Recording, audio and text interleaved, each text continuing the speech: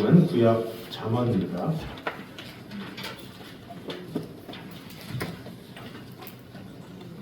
잠언 28장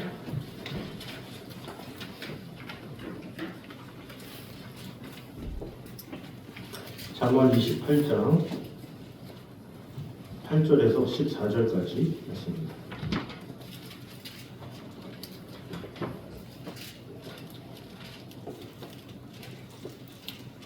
잠언 28장 8절에서 14절까지 말씀입니다.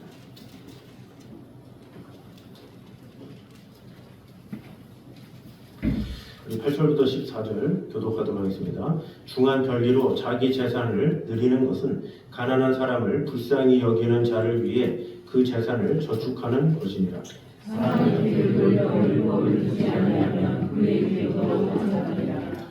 정직한 자를 악한 길로 유인하는 자는 스스로 자기 함정에 빠져도 성실한 자는 복을 받느니라.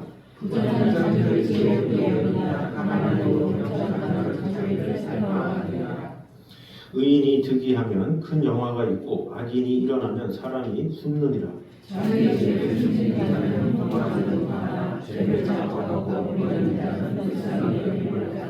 다 같이 읽겠습니다. 항상 정의하는 자는 복되거니와 마음을 완악하게 하는 자는 재앙에 빠지리라. 아멘. 자, 오늘은 의로운 삶의 태도라는 제목으로 은혜를 나누도록 하겠습니다. 먼저 8절에는 불의한 방법으로 재물을 쌓는 자들에 대해서 경고하는 내용이 나와 있습니다. 우리 8절 말씀 다 같이 한번 읽도록 하겠습니다. 시작. 중한 별리로 자기 재산을 늘리는 것은 가난한 사람을 불쌍히 여기는 자를 위해 그 재산을 저축하는 것입니다. 아멘. 먼저 이 중한 별리로 자기 재산을 늘린다. 이것은 사채업자들 이런 사람들을 말합니다. 은행에서도 많이 그러긴 하지만 되게 은행이든 어디든 기관이든 자꾸 돈을 빌리라고 재촉하는 전화가 많이 오죠. 그래야 많이 벌기 때문에 그렇죠. 사실 이런 고리대금, 이런 사채 이런 것은 그들이 일하지 않아도 그저 이렇게 돈을 쓴 것만으로도 이자를 받는 거잖아요. 뭔가 사람은 일을 해야 수입이 돼야 되는 건데 일도 하지 않고 그저 돈을 빌려준 다음에 그에 대한 이자를 먹는다. 이것은 좋지 않은 거죠. 그럼에도 불구하고 그것이 이득이 되기 때문에 많은 카드사나 은행이나 이런 데들이 늘 이렇게 전화가 와요. 그래서 카드사나에서 대출 받으세요. 어떻게 하면 몇 프로입니다. 말을 하죠. 근데 아주 대부분 카드사든지 은행이나 이런 데 보면 한 달에 얼마씩 내고 이런 게 있지만 좀 디테일하게 좀 더 악덕 사채업자나 이런 데 가면 거의 매일 이렇게 빚이 늘어나는 경우가 있어요. 그래서 한 달만 빌려도 가격이 엄청나고 1년이 되면 빌린 원금보다 더 많이 갚게 되는, 그래서 이자만 갚다가 쫓기는 이런 경우가 많고 또 이자만 갚다가 몸을 이렇게 투신하는 경우도 있고, 이게 얼마나 안타깝습니까? 그런 경우가 바로 이런 사채업자들 때문에 일어난다는 거죠. 봉사하는 마음으로 하는 사람은 많잖아요. 어떻게든지 장사하려고 사람들의 어떤 등을 빼먹으려고 그러면서 자신이 부당한 이익을 취하려고 그렇게 한다는 거죠. 그것이 계속 성행하는 이유는 그만큼 물질이 부족한 사람이 계속 늘어나고 또 그렇기 때문에 그런 사채업자나 이런 이자가 어마어마함에도 불구하고 계속 성행하는 것이죠. 그런데 이것은 성경적으로 보면 임금 체불이나 불공정한 하도급 행위라고 볼 수가 있고 또 여러 가지 모양으로 수탈과 착취라고 볼 수가 있습니다. 그래서 이런 사람들은 결국 어려운 경쟁이 아니라 그저 자신의 어떤 권력, 자신이 갖고 있는 재산 이런 것으로 착복해서 재산 증식을 이루는 그런 것이라고 볼 수가 있죠. 그래서 많은 사람들이 불법인지 알면서도 계속해서 하는 경우가 많이 있죠. 이 나라에서도 정해주잖아요. 19% 이상을 하지 말라, 20% 이상을 하지 말라 이렇게 함에도 불구하고 그저 불법적으로 그냥 하는 경우가 많이 있죠. 그것이 많이 벌리기 때문에 사람들은 그렇게 한다라는 거죠. 근데 대부분 잘못 생각하는 것이 재물이 내 손 안에 들어오면 다 내 것이다 이렇게 생각하는 경우가 있죠. 그러나 그렇지 않다라는 거죠. 왜? 하나님께서 이 세상을 주관하시기 때문에 당장에는 있는 것 같고 당장에는 다 가진 것 같지만 시간이 지나면 그 재물이 다른 데로 돌아가게 된다라는 거죠. 왜? 하나님의 섭리 가운데 이루어지는 거기 때문에 그렇다라는 거죠. 그래서 그 뒤에 이렇게 말씀하고 있는 거예요. 14절 뒤에 뭐라고 그럽니까? 아니 8절 뒤에 가난한 사람을 불쌍히 여기는 자를 위해 그 재산을 저축하는 것이니라 이렇게 얘기를 하고 있죠. 중간별리로 자기 재산을 드리는 것은 어떠냐? 가난한 사람을 불쌍히 여기는 자를 위해 그 재산을 저축하는 것이라. 좀 말 뜻이 어렵죠. 이것은 가난한 사람을 불쌍히 여기는 자는 하나님의 뜻을 받들어 선한 일을 행하는 자를 지칭하는 표현이라고 볼 수가 있어요. 그래서 불의한 방법으로 모은 재물을 가리켜서 이들을 위해 저축하는 것이라고 지칭하는 이유는 하나님께서 악한 자의 재물을 선한 일을 행하며 약한 자, 공고한 자를 돌보는 자에게 나누어 주신다라는 의미라고 볼 수가 있습니다. 그래서 여기서 가난한 사람을 불쌍히 여기는 자는 궁극적으로 하나님을 말하는 거죠. 왜냐하면 하나님이야말로 고아와 가구, 나그네와 같은 악한 자들을 긍휼히 여기시는 분이시기 때문이죠. 그래서 이 세상에 많은 악한 사람들이 자기 유익을 위해서 재산을 모은다고는 하지만 결국 그 재산이 가난한 자, 고아들에게 돌아갈 수밖에 없다. 이것을 말하는 거예요. 그러니까 인간은 당장 가졌다고 모든 것을 가진 것이라고 하지만 그것이 시간이 지나면 한순간에 그들은 이름받을 수도 있다는 거죠.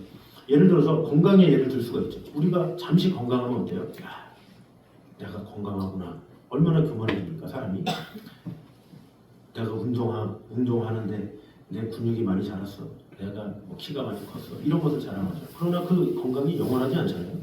단 몇 년만 지나도 어떤 질병으로 인해서 또 연약함으로 인해서 그 병으로 인해서 뺏길 수밖에 없어요. 인간은 누구나 다 마찬가지예요. 나이가 들으면 들수록 그 시간이 더 가까워질 수밖에 없죠. 건강이 영원한 사람이 없어요. 90세, 100세가 됐는데 110세가 됐는데 짱짱한 상황에서 돌아가신 분 있습니까? 그렇지 않죠. 그 힘이 점점 뺏겨가는 거예요. 이렇게. 왜? 하나님의 섭리가 있기 때문에 그래요. 이 세상의 모든 물질도 마찬가지죠. 어디가 강성하다, 부하다 이것은 결코 영원하지 않다는 거죠. 하나님의 뜻 가운데 때가 있는 거예요. 천하의 범사에 기한이 있고 모든 목적이 이룰 때가 있나니 이렇게 전도서 3장에 말씀하죠. 아까 람 목사님도 인상 말씀에 말씀하시잖아요. 모든 천하에는 다 때가 있다고. 날 때가 있으면 죽을 때가 있고 태어날 때가 있으면 또 끝날 때가 있고 시작할 때가 있으면 끝이 있고 이런 것처럼 물질도 계속 돌고 돈다는 거죠. 근데 그 돌고 도는 것을 왜 굳이 그런 어떤 욕심으로 착복으로 하느냐라는 거죠. 그래서 정직하게 물질을 모으고 이렇게 세워라 이렇게 말을 하고 있는 것이죠. 그래서 우리는 어떤 재물을 취득하고 이런 것이 나쁜 것은 아니지만 이 재물을 통해서 어떻게 하면 하나님께 영광이 되어지고 또 선교지에 어떤 힘이 될 것인지 하나님의 나라를 위해서 어떻게 쓸 것인지를 고민할 때 하나님께서 은혜 주신다는 것을 꼭 기억하면서 이 재물을 하나님께서 맡겨주셨다. 건강도 하나님께서 맡겨주신 거잖아요. 내 자녀들도 하나님께서 맡겨주신 거예요. 마찬가지로 하나님께서 맡겨주셨기 때문에 맡겨주신 것을 하나님의 뜻을 위해서 사용할 때 하나님께서 결국에는 합당한 은혜를 주신다는 것을 꼭 기억하면서 우리에게 주어진 그 재물을 하나님의 영광을 위해서 힘쓰는 저희들 되시기를 주님의 이름으로 축원합니다. 자, 계속해서 보면 사람이 귀를 돌려 율법을 듣지 아니하면 그의 기도도 가증하니라 이렇게 이야기를 하고 있죠. 자, 여기 보면 기도는 한다는 거죠. 기도는 하는데 귀를 돌려 율법을 듣지 않는다라는 거죠. 이게 뭡니까? 기도는 하는데 말씀은 듣지 않는다. 하나님의 말씀은 듣지 않고 기도만 한다. 이런 거죠. 그래서 대부분 한국교회의 성도들이 기도는 많이 잘하잖아요. 근데 기도는 많이 잘하는데 듣는 연습이 잘 안 돼 있어요. 그런 경우가 많이 있죠. 그래서 생겨난 것이 기독교 안에서 기복주의 신앙이 많이 있는 거죠. 소원을 빌고 끝나는, 소원만 빌다가 돌아가는 그런 경우가 얼마나 많습니까? 문제를 해결하기 위해서 가는. 그래서 기도원에 가는 것도 하나님 이거 해결해 주세요 하고 가는 거예요. 근데 사실은 순수하게 하려면 어떻게 해야 돼요? 하나님의 응답이 뭡니까? 이래야 정상화돼요. 그래서 기도원에 왜 가요? 응답 받으려고 가요. 이게 정상인 거예요. 하나님의 음성 들으려고 갑니다. 이게 정상인데 대부분은 떼쓰려고 한다 이런 거예요. 내 뜻이 이루어지게 하기 위해서 기도원에 간다라는 거예요. 그래서 기도원에 내려올 때 가장 이 좋은 응답은 뭐예요? 내 기도가 이루어졌을 때. 그러니까 내가 어떤 질병이 있었는데 기도원에 갔더니 낫어. 그것이 가장 큰 그걸로 보는 거죠. 그러나 하나님 입장에서 가장 큰 응답은 뭐냐? 하나님의 음성을 듣는 거예요. 내가 그 기도원에 갔더니 하나님께서 감동을 통해서 또 설교자의 말씀을 통해서 또 성경 말씀을 통해서 나에게 깨달음을 주시는 거예요. 그래서 주님께서 주시는 그 충만함 가지고 내려오는 거, 그게 사실은 핵심인 거죠. 근데 대부분은 잘못돼 있어요. 자기가 이미 답을 정해놓고 가는 경우가 많이 있어요. 주님, 내가 이렇게 해야 되는데 이렇게 해주세요. 내가 이거 떼쓰러 갈 테니까 각오하세요. 이렇게 하고 계속 몇 시간을 며칠을 기도실에서 앉아가지고 그것만 하고 있다는 거죠. 주시옵소서 따지기만 하고 가만히 앉아서 주님의 음성을 들어야 되는데 주님의 음성을 듣기보다는 자기 주장만 하다가 가는 경우, 이런 자들이 바로 그런 자들이라는 거죠. 율법을 들을 때는 귀를 닫고 자기가 할 때는 그렇고 마찬가지죠. 이 설교자가 뭐 기도원에 가면 목사님들이 설교하시고 하잖아요. 그 자기한테 좋고 도움되는 거는 아멘, 할렐루야, 아멘 이러다가 뭐 헌신하세요, 뭔가 대가가 지불되고 이런 거에서는 듣지도 않고 그런 것에서는 안중도 없고 그런 경우, 바로 그런 것을 말하는 것이죠. 그래서 우리는 항상 우리의 기도가 복되기 위해서는 내 중심이 아니라 하나님 중심으로 하나님께서 어떻게 말씀하시는지를 듣는 것이 기도의 핵심이지, 내가 얼마나 기도했는가를 말하는 것이 기도의 핵심이 아니다라는 것을 분명히 알아야 한다는 거죠. 그래서 우리는 항상 하나님의 말씀에 귀를 기울여야 돼요. 기도를 통해서 하나님께서 나에게 어떤 말씀을 하시는지, 하나님께서 나를 통해서 어떤 일을 이루기 원하시는지, 하나님께서 나에게 어떤 사명을 주셨는지, 오늘 하루는 내가 어떻게 살아가기를 원하시는지, 하나님의 의도대로 그 의도를 듣고 살아가는 게 바로 진정한 기도다라는 거죠. 마음껏 그냥 쏟아내고 나서 뒤돌아서는 게 아니라 주님 마음이 뭔지, 주님 뜻이 무엇인지 알아가는 거예요. 그래서 우리가 말씀을 듣는 거예요. 말씀을 듣는 이유는 바로 그런 거죠. 그저 형식에 의해서 말씀이고 기도는 기도야, 이게 아니라 말씀을 통해서 오늘 내게 주시는 말씀이 뭘까? 이렇게 귀를 기울이는 거죠. 그를 통해서 기도할 때 하나님께서 은혜 주신다는 것을 우리는 알아야 합니다. 10절에 이렇게 말합니다. 10절 같이 다 같이 한번 읽도록 하겠습니다. 시작. 정직한 자를 악한 길로 유인하는 자는 스스로 자기 함정에 빠져도 성실한 자는 복을 받느니라. 아멘. 이어서 11절에 이렇게 말합니다. 시작. 부자는 자기를 지혜롭게 여기나 가난해도 명철한 자는 자기를 살펴 아느니라. 아멘. 자, 그러니까 정직한 자를 악한 길로 유인하는 자, 이런 사람들은 스스로 함정에 빠진다, 이렇게 이야기를 하고 있죠. 그래서 이 악한 길을 유도한다는 것은 자기 이익을 위해서 무고한 자를 악한 길로 유도한다, 이렇게 볼 수가 있습니다. 이런 악한 자들이 얼마나 많습니까? 순수한 사람들을 팔아넘기는 인신매매나 여러 가지 잘못된 것들이 많이 있죠. 다단계라든가 불법적인 사업을 통해서 뇌물이나 로비를 통해서 많은 사람들을 공범자로 만드는 행위, 이런 것이라고 볼 수가 있죠. 근데 이렇게 해서 다른 사람들을 파멸에 이르는 것, 이것이 바로 마귀적인 행동이라고 볼 수가 있죠.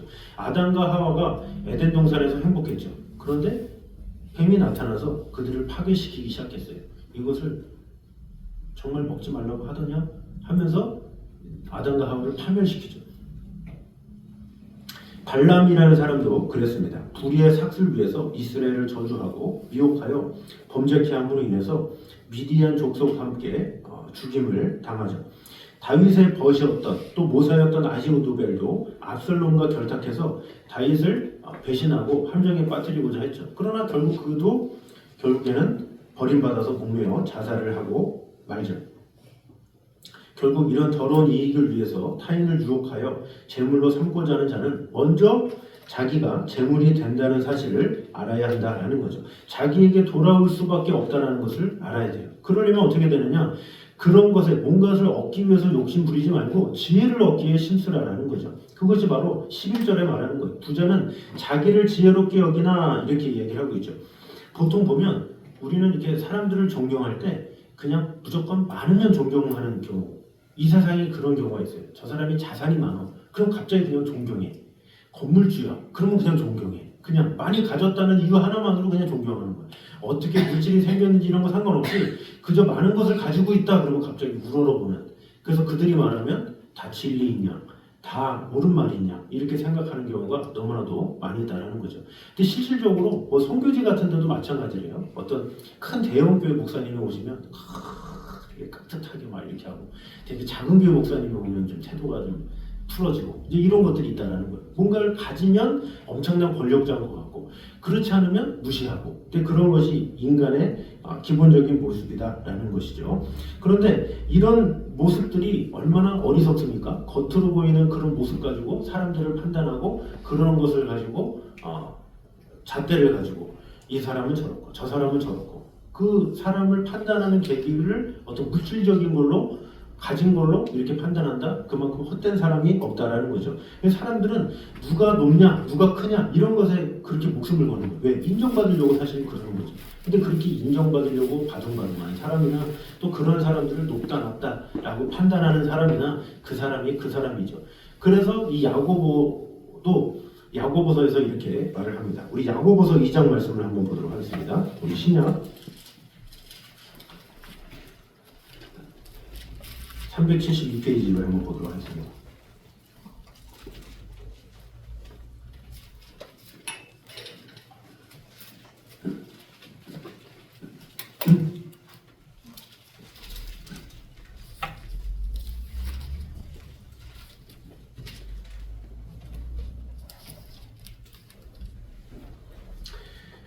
야고보서 2장 1절에서 9절인데 우리 교독하면서 의미를 생각하면서 읽도록 하겠습니다.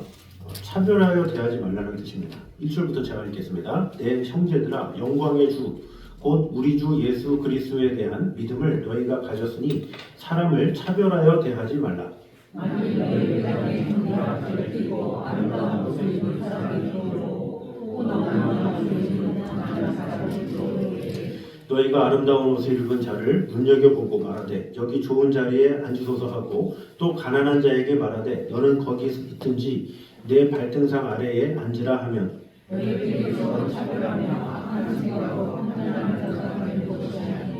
내 사랑하는 형제들아 들을지어다. 하나님이 세상에서 가난한 자를 택하사 믿음에 부요하게 하시고 또 자기를 사랑하는 자들에게 약속하신 나라를 상속으로 받게 하지 아니하셨느냐.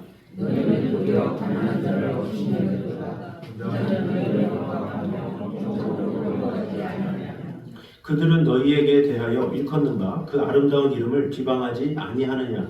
너희가 만일 성경에 기록된 대로 내 이웃을 사랑하기를 대모가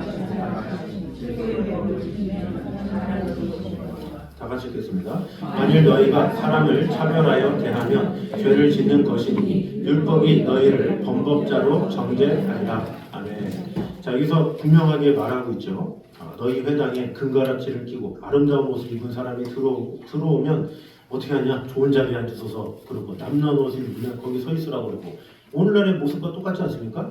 그런데 실질적으로 이렇게 이야기를 하고 있죠. 6절에 보면 너희가 도리어 가난한 자를 업신여겨도다. 부자는 너희를 억압하며 법정으로 끌고 가지 아니하느냐 이렇게 얘기를 하고 있죠. 오히려 부한 사람이 자기가 부하라는 이름으로 없는 사람을 업신여기고 무시하고 오히려 위급할 때 오히려 자기에게 손해가 된다 그러면 내치는 게 부자인데 어떻게 그런 것을 하느냐라고 말을 하는 거죠.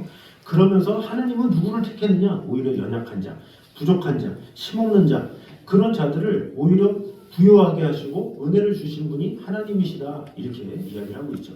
그래서 하나님은 사람의 중심을 보는데 왜 이렇게 너희들은 중심을 보지 못하고 겉으로 보이는 그런 화려함에 매혹돼가지고 그런 강한 자, 가진 자가 있으면 쩔쩔매고 또 없는 자, 뭔가 갖춘 것이 없는 자가 있으면 그것을 가지고 무시하느냐 이렇게 말하는 것이죠. 그래서 진정한 지혜로운 사람은 겉으로 보이는 화려함을 위해서 노력하는 자가 아니라 어떻게 하면 지혜와 지식을 위해서 준비하고 마음을 다하느냐 그것이 필요하다는 거죠. 다시 본문으로 돌아가서 잠언 28장 11절에 그래서 부자는 자기를 지혜롭게 여기나 가난해도 명철한 자는 자기를 살펴하느니라 이렇게 얘기를 하고 있죠. 그러니까 부자는 자기를 잘났다고 생각하면서 다른 사람을 무시하지만 가난해도 명철한 사람은 자기를 살핀다. 자기를. 오히려 명철한 자들은 자기를 늘 돌보면서 자기를 점검하면서 살아간다는 거죠. 그러니까 부자는 시야가 항상 다른 사람을 무시하고 깔보는 데 있어. 그러나 오히려 진정한 명철한 자는 다른 사람에 대한 시야보다는 자기를 먼저 돌보면서 자기 자신을 잘 이렇게 가꾸면서 살아간다는 거죠. 근데 이것을 또 이분적 법적으로 그래서 무조건 부자는 죄인이고 부자는 지옥 가고 이런 뜻이 아니에요. 여기서 말하는 부자와 여기서 말하는 가난함은 어떻게 보면 영적인 부함, 영적인 가난함 이렇게도 볼 수가 있고, 겉으로 이 부자가 어디 정도가 어느 정도가 부자인지 모르잖아요, 우리는. 그죠? 어느 정도가 가난의 시작인지 모르잖아요. 오히려 되게 부자라고 생각하는 사람의 대부분이 허세가 많아요. 대부분 또 보면 정말로 많이 가져서 이렇게 부함을 나타내는 사람이 몇 명 있겠습니까? 대부분 정말로 부한 사람은 이렇게 말하지 않아요. 오히려 또 그런 사람들이 검소해요. 진짜 부자들은 티도 안 나. 저 사람이 건물 몇 개 알지도 못해. 알고 보니 건물이 뭐 엄청나고 뭐 한 지역에 뭐 대부분 이런 사람이죠. 근데 대부분 보면 아주 적은 거 가진 분들이 이러면서 이제 옷 갖춰 입고 부자인 것처럼 항상 하얀 양복 입고 다니고 이런 경우가 많죠. 그걸 졸부라고 그러죠. 그래서 겉으로 보이는 어떤 부함 이런 것을 말하는 게 아니라 많고 적고는 사실 인간이 정하는 거예요. 스스로가 정하는 거예요. 내가 많다 하면 많은 거고 내가 적다 하면 적은 거죠. 근데 중요한 것은 사람들은 이 사람들이 지은 그 잣대를 가지고 절대적으로 생각하는 경우가 많이 있어요. 이 정도 가졌으면 많겠지 하고 더 높이 보고, 더 많이 가졌다 생각하면 더 높이 보고, 어떤 사람들이 다 정한 거예요. 근데 하나님 입장에서는 누가 부자고 누가 가난하겠습니까? 이것이 참 문제인 거죠. 사람 보기에는 이 사람이 부자인 것 같고 저 사람이 가난한 것 같고 정의를 낼 수 있지만 하나님 앞에서는 다 가난해요. 인간은 다 가난해요. 인간이 구해봤자 얼마나 가난하겠습니까? 부하겠습니까? 인간이 모든 것을 가져봐야, 한 나라 가져봐야 부하겠습니까? 하나님 보시기 지구는 먼지만도 못한데, 그런 먼지만도 못한 그곳에서 나라를 가지든 뭐 러시아 전체를 가지든 그린란드 남극을 북극을 다 가진들 그거 부자겠습니까? 다 그게 그거지. 우리가 보기에도 그렇잖아요. 개미나 이런 걸 봐도 똑같은 개미인데 똑같이 낑낑거리는데, 어떤 개미는 모래알 하나 같은 그걸 들고도 낑낑낑낑 대고, 어떤 개미들은 모래알 5개 가지고 야 내가 심세다 그러면 개미들 입장에서야 내가 심세네 네가 심세네 하지만 우리 인간에게는 이 개미나 저 개미나 똑같이 그냥 손가락으로 문대면 똑같다라는 거죠. 그런데 우리는 마치 좀 부하면 되게 부자했냐 의시되는 경우가 있다는 거죠. 그래서 어떤 사람을 판단할 때도 그렇게 어떤 사람들의 시야를 가지고 판단하지 말라는 거예요. 하나님의 시야에서 보라는 거예요. 하나님의 시야에서는 다 똑같은 죄인인 거예요. 다 똑같이 연약한 자들. 그래서 진정으로 지혜로운 사람은 내가 가졌느냐 못 가졌느냐 이렇게 생각하는 자가 아니라 자기를 돌아보는 자라는 거예요. 명철한 자. 항상 내 자신이 잘 준비되었나? 내가 지금 겸손하게 말할 태도가 되어 있나? 내가 다른 사람에 대해서 존귀하게 여기는 자인가? 이렇게 돌아보는 그런 사람이다라는 거죠. 그래서 우리 모두가 이 땅의 재물이나 권세에 마음을 두는 것이 아니라 인간의 잣대를 어떻게든지 측정하기 위해서 잘남을 받으려고 그런 것에 축적하는 데 마음을 다하는 자가 아니라 오직 신령한 지혜를 귀한 것으로 여겨서 오직 보이진 않지만 영원하신 하나님의 말씀을 소중히 여기는 그것에 귀함을 받는 저 여러분 되시기를 주님의 이름으로 축원합니다. 자, 마지막으로 하나님을 경외하며 삼가는 것이 재앙에 대한 최고의 대비 책임을 말씀하고 있습니다. 자, 마지막으로 우리 14절 말씀 같이 보도록 하겠습니다. 시작. 항상 경외하는 자는 복되거니와 마음을 완악하게 하는 자는 재앙에 빠지리라. 네. 자, 항상 경외하는 자는 복되다 이렇게 얘기를 하고 있는데, 여기서 경외라고 번역된 말은 원문상 두려움과 공포로 떤다 이런 말이라고 할 수가 있습니다. 그래서 하나님을 두려워하는 자는 죄범하는 것을 두려워하게 되고, 반대로 하나님을 두려워하지 않는 자는 죄를 두려워할 리가 없죠. 그래서 실제로 성경 역시 이 단어를 2가지 경우에 다 사용하고 있습니다. 그래서 이 후반절에 마음을 완악하게 하는 자는 재앙에 빠지리라 그랬는데, 이 완악하게 한다라는 것은 하나님도 죄도 두려워하지 않는 자는 경고를 무시하고 또 함부로 행동한다 이런 뜻이라고 볼 수가 있습니다. 그래서 이러한 자는 재앙에 빠질 수밖에 없다 이렇게 말하는데, 이것은 심판에 의한 회복 불능의 재앙을 말한다고 볼 수가 있습니다. 따라서 본절은 재앙에 빠지지 않고 복된 길을 가기 위해서는 하나님을 경외하며 삼가고 조심해라 이렇게 볼 수가 있죠. 그래서 항상 매 순간마다 우리에게 어떤 일이 일어날지 모른다라는 마음을 가지고 조심조심 하나님을 경외함으로 두려움으로 살아라 이렇게 말하는 거죠. 근데 대부분의 많은 사람들은 조심조심 조심해서 살아라 이런 말을 어떻게 이해하냐면 조심해서 살아라고? 그럼 보험 들면 되겠네 이런 식으로 뭔가 그런 것에 마음을 두는 자들이 있어요. 뭔가 자신이 아플 때 병들었을 때 보험이라는 게 있으면 뭔가 위안이 되잖아요. 그래서 실제로 그런 보험을 아주 좋은 보험을 들어서 그런 것으로 만족감을 누리는 경우가 많이 있죠. 그러나 그런 보험을 든다고 해서 자기 몸이 완전한 보호함을 받습니까? 그렇지는 않다라는 거죠. 그 보험과 같은 수단이 사고나 재난 자체를 막아주는 것이 아니죠. 보험 든다고 우리가 재난을 당한다는 보장이 있습니까? 그렇지 않죠. 그냥 내 마음만 조금 그럴 뿐이지 그것이 우리를 지켜주지는 않는다라는 거죠. 또 사람들은 안전벨트를 매면 교통사고를 줄일 수 있다 이렇게 말을 하기도 하는데 또 어떤 사람들은 이 안전벨트 때문에 더 사고가 난다 이렇게 얘기를 해요. 왜? 안전벨트가 요즘에 차들도 좋아지잖아요. 그러면 이게 촥 이렇게 몸이 탁 달라붙는데 그래서 이게 교만함이 생긴다는 거예요. 안전벨트가 딱 있으면. 그리고 에어백도 좀 안 좋은 차들은 앞에만 운전석에만 터지잖아요. 근데 좋은 차들은 운전석, 조수석, 옆에, 위에, 뒤에 다 터져. 팍팍팍팍팍. 그래서 상당히 좋은 차를 가진 사람들은 실험하고 싶은 마음까지 있대. 이렇게 어떻게 터지나. 그러니까 이렇게 마음이 이미 내려놓게 되는 거예요. 이렇게. 저도 예전에 차는 이게 후방 카메라가 있었거든요. 이 후방 카메라가 있으면 사람이 이렇게 어떻게 보면 더 격해져. 왜? 뒤가 보이기 때문에. 근데 그러다가 오히려 긁는 경우가 있어요. 근데 오히려 지금 후방 카메라도 없고 아무것도 없어. 아무것도 없으니까 오히려 더 조심해. 더 신중하고 벨트도 항상 헐렁거리니까 항상 조심하고 항상 오히려 더 그러니까 차가 좋다고 차가 안전장치가 많다고 사람이 보호되는 게 아니다라는 거죠. 오히려 준비가 안 되고 좀 차가 그래도 오히려 자신이 조심하게 되면 조심하게 되는 거죠. 그래서 이 보험이나 이런 모든 것들이 재난 자체를 막아주는 것이 아니라 뭐 재난이 일어났을 때 경제적인 측면에만 어느 정도 도움이 될 뿐이다라는 거죠. 그래서 성경이 말씀하는 이 재앙이 뭐냐면 그 정도의 재앙을 말하는 게 아니에요. 건강의 문제, 뭐 내가 어떤 사고가 났을 때 이런 문제가 아니라 우리의 영혼의 재앙을 말하는 거예요. 이 우리의 영혼을 하나님께서 잡고 계신데 그 재앙에 대해서는 어떻게 하겠냐라는 거죠. 사실 우리의 영혼의 문제를 누가 책임져 줍니까? 그런 거에 대한 보험이 있습니까? 내 육신의 어떤 겉으로 보이는 것은 누군가가 책임지겠다라고 하겠지만 우리의 영혼은 책임질 수 있는 분은 하나님밖에 없어요. 그래서 우리는 늘 겸손하게 하나님께 내 모든 것을 내어놓고 하나님께 모든 것을 맡기는 그런 모습이 필요하다라는 거죠. 우리의 영혼이 죽느냐 사느냐 이것은 억만금의 보험도 할 수가 없는 거예요. 그래서 하나님께서 내 영혼을 지키신다라는 마음을 가지고 겸손히 나아가는 것 그것이 필요하다라는 거죠. 그래서 최선의 대비책 어떠한 수단보다 하나님을 경외하는 것이 최선이라는 것을 우리는 알아야 돼요.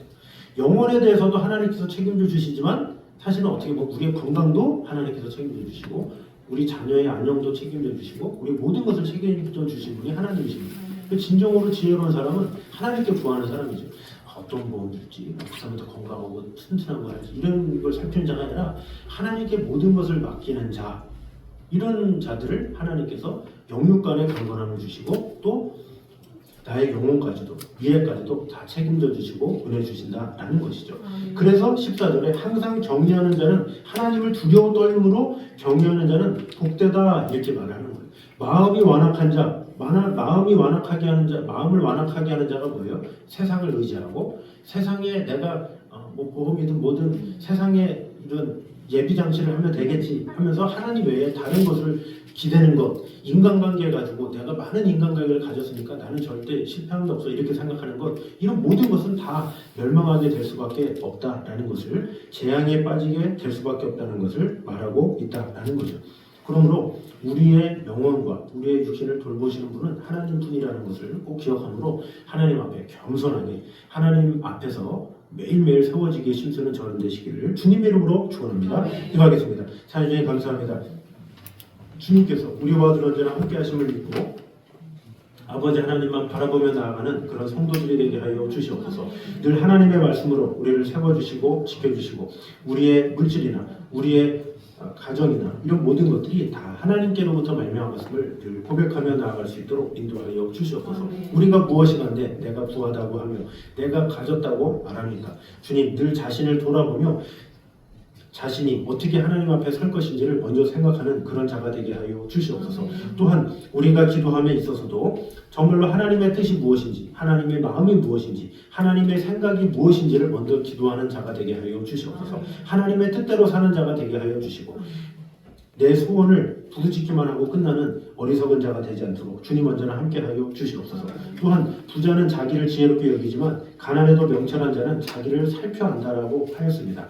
주님, 늘 겸손하게 나 자신을 잘 살피는 그런 성도들이 되게 하여 주시옵소서. 하나님을 두려움으로 경외할 때 그것이 진정한 복된 것임을 오늘 보게 되었습니다. 마음이 완악하게 될 때 우리가 세상적인 것을 가지고 안전장치를 둘 때가 있습니다. 그러나 그런 안전장치가 우리를 어떻게 보호할 수 있겠으며 그런 장치가 우리에게 재난을 이기게 할 수 있는 힘이 되겠습니까? 이 모든 것을 주관하시고 역사하시는 분은 하나님이심을 보게 되었습니다.